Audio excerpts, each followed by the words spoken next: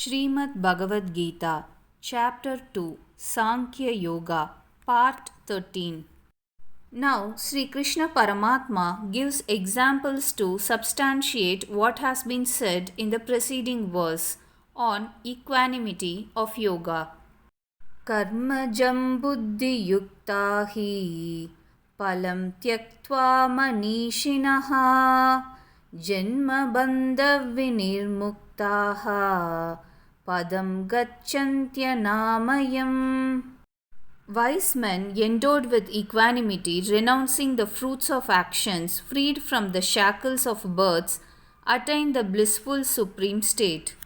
Those endowed with equanimity are really wise. In the 10th verse of the 18th chapter also it is explained that the man who does not hate a disagreeable action nor is attached to an agreeable one is wise.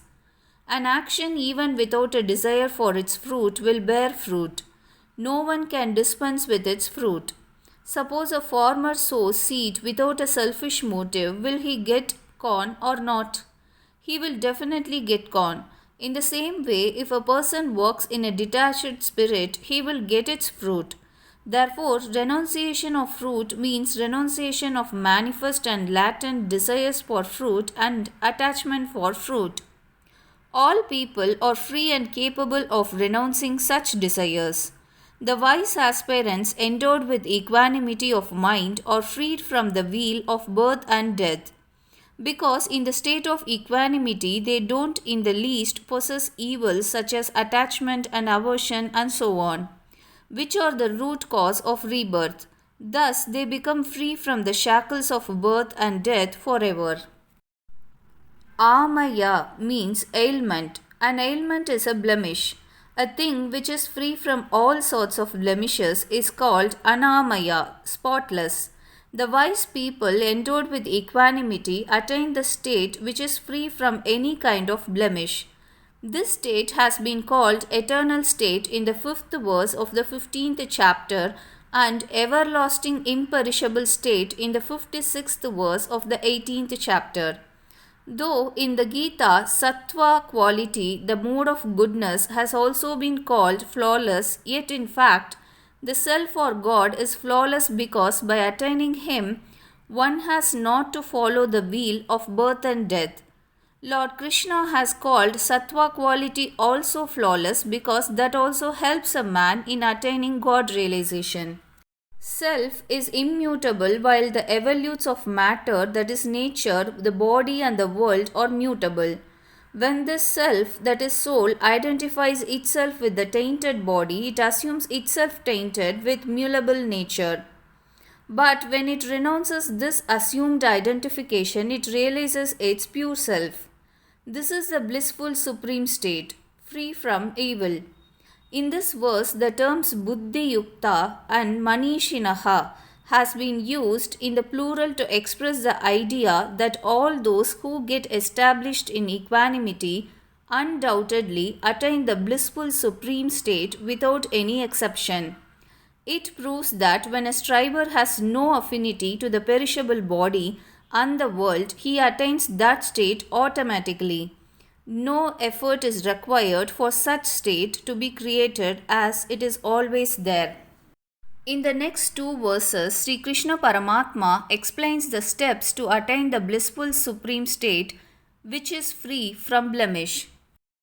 Yada te moha kalilam buddhirvyatitarishyati tada gantasi nirvedam Srutavyasya srutasya cha. When your intellect crosses the mire of delusion, you will then gain indifference to what has been heard and what is yet to be heard about this world and the next. The opinion which favors egoism in this body and attachment for the body, family, kinsmen and objects is called delusion. Actually, there are no egoism and attachment for the body. They are merely assumed. Pleasure and displeasure in favorable and unfavorable circumstances and evils such as partiality, hatred, envy, and jealousy and so on are called mire. When the intellect of a man gets entangled in this mire of delusion, he is perplexed and can't think properly. He himself is sentient, but by accepting his affinity for the insentient body and things, he identifies himself with them. Thus, by closing his eyes to the real target, he gets engrossed in worldly pleasures and prosperity. This is called entanglement in the mire of delusion. But the intellect, which takes the firm decision to be free from the worldly pleasures and prosperity and to attain salvation, is called the intellect transcending the mire of delusion. There are two means to cross the mire of delusion: discrimination and selfless service. Acute discrimination between the real and unreal makes one indifferent to the unreal world, and a keen desire for selfless service for the welfare of others enables one to renounce the desire for one's own pleasures in the same way as when a disciple for his preceptor, a son for parents, a servant for his master, develop that for providing all sorts of comforts to them, then their own desires melt away. The discipline of knowledge is somewhat difficult to practice because the desire for pleasure lingers on in it. When the striver comes across pleasures, he deviates from his spiritual path and inclines towards them. But the striver who has the feeling of service to others utilizes the material for the service of others, and thus his desire for pleasures perishes easily. Therefore, Sri Krishna Paramatma has mentioned the discipline of disinterested action superior to and easier than the discipline of knowledge, and by it a striver quickly reaches Brahma, the Absolute. The pleasure which men have enjoyed and heard of, and also the pleasures of heaven and so on, which are yet to be heard of, are transient. So, how can they give peace and joy to a man, that is his self, who is permanent? Thus, men become dispassionate. When intellect gets out of the mire of delusion, then acute discrimination is developed that the world is ephemeral, while he, the self, is eternal, and therefore, how can the kaleidoscope world provide peace to him? With this attitude of mind, he automatically develops detachment from the whole world. Sri Krishna Paramatma has used the term hear instead of enjoy because there is attraction for pleasure after hearing about them. Thus, hearing is an important factor for the attraction of pleasures. Hearing as a means occupies an important place in the disciplines of knowledge and devotion for the spiritual progress also. The terms yada, that is when, and tada, that is then, have been used to emphasize the fact that there is no condition that it will take so many years or months or days to develop this acute dispassion. As soon as your intellect crosses the mire of delusion, you will become dispassionate. It involves no time. Shruti vipratipanna te yada stasyati nischala samadavachala buddhihi tada yogam avapsyasi. When your intellect, confused by hearing conflicting doctrines, has become immovable and firm in meditation on God, you will then attain self-realization or union with God. After crossing the mire of delusion also, there may be confusion of mind by hearing conflicting spiritual doctrines. So, Sri Krishna Paramatma inspires Arjuna to get rid of that confusion. Arjuna was in a fix whether he should perform his duty as a Kshatriya or he should avoid the slaughter of his kith and kin. If he protected his family, he would shirk his duty. If he performed his duty of fighting, then the family would not be protected. So he was bewildered. Therefore, Sri Krishna Paramatma inspires Arjuna to keep the intellect immovable in case of scriptural opinions and steady in case of God realization. First of all, the striver is unable to make up his mind whether to have honest and sincere dealings with the worldly people or to attain God. Then he decides that he has to render selfless service to the world. Having taken this decision, he starts showing indifference and dispassion to the worldly pleasures.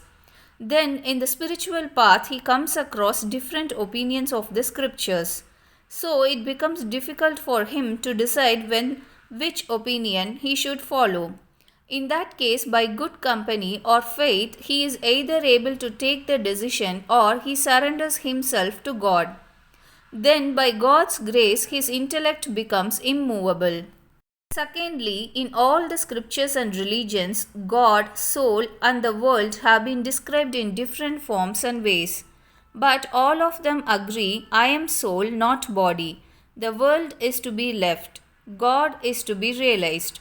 By taking this decision, the intellect of the striver becomes steady. Then the striver realizes God easily.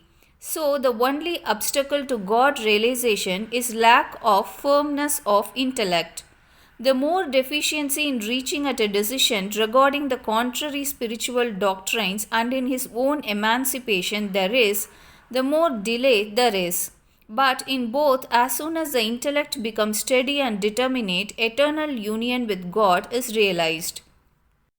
The intellect should be immovable in order to renounce affinity for the world, which has been mentioned by the expression state of severance from union with pain in the 23rd verse of the 6th chapter, while it should be steady in order to have affinity for God, which has been expressed by the expression evenness of mind is called yoga in the 48th verse of the 2nd chapter. Here in Tada Yogama Vapsyasi, yoga means to become established in union with God from whom there is no disunion. Only the striver has to abandon his affinity with the unreal.